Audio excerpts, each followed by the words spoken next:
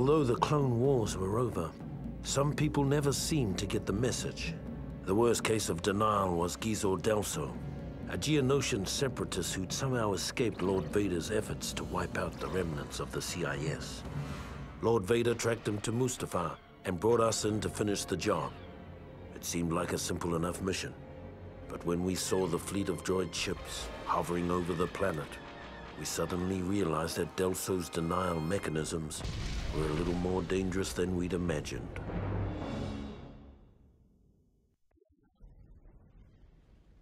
Hey everybody, what's up? This is Lancer34 here. Welcome to episode 9 of my commentary challenge. Now, if you already do not know what I'm doing, I'm basically playing through the entire game of Star Wars Battlefront 2. And I'll be commentating over it.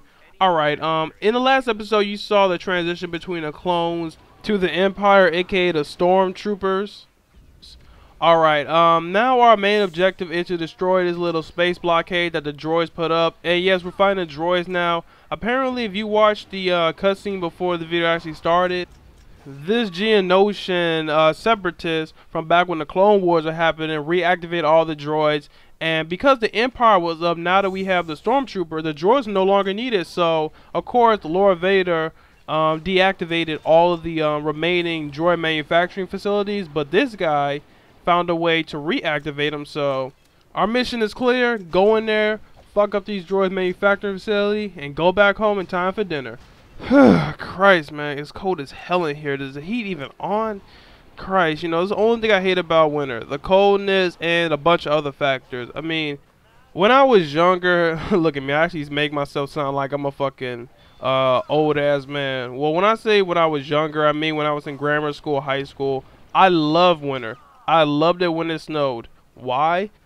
One, because when I saw snow, I always thought there's a chance there's going to be a snow day where I don't have to get up and go to that fucking high school that I hated. And two, because of winter break. I know for those of you who are in grammar school or are in high school, love winter. You guys love it. Why? Because it's a chance to get the hell away from those annoying ass teachers, waking up at about, well, I had to wake up about 5:50, 5:30 every single day just to get up, go to that bus, and go to school. And you know, my bus left at about 7:15, so it was very aggravating, especially when it was cold. I hated getting up and going to the fucking bus stop when it was cold because, one, I had to wait out there because our bus driver was a real asshole. I'll just say that. You know, I'm not going to sugarcoat it. He was an asshole. The dude basically waited until I got right to the bus because I was running because I was late. I was running like at basically Flash's speed to get to the bus stop. He's looking at me, closes the door, and drives off.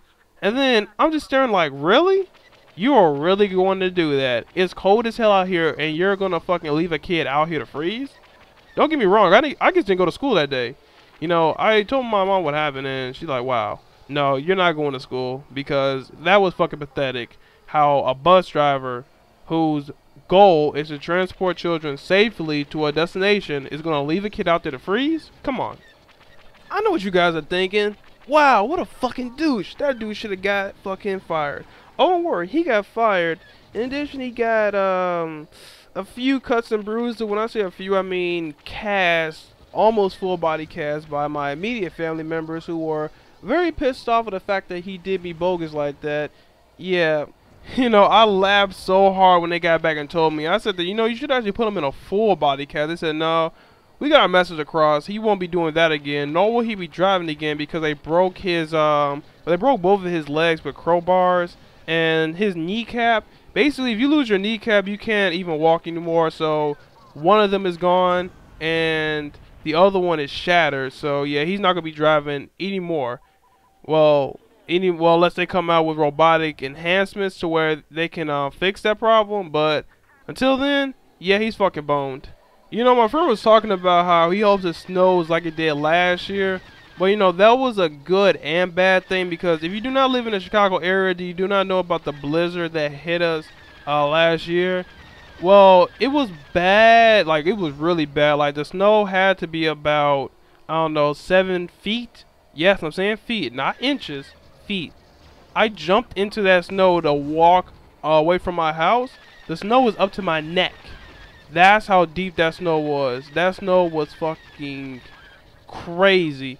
You know, the reason he said he hopes it's like that because last year when we went to shovel snow, because I woke up at about, well, we all woke up at about 7, 8 o'clock, went outside, started shoveling snow, all of us, and it was me, my friend, and one other person. We all came back with about like $120 in our pockets.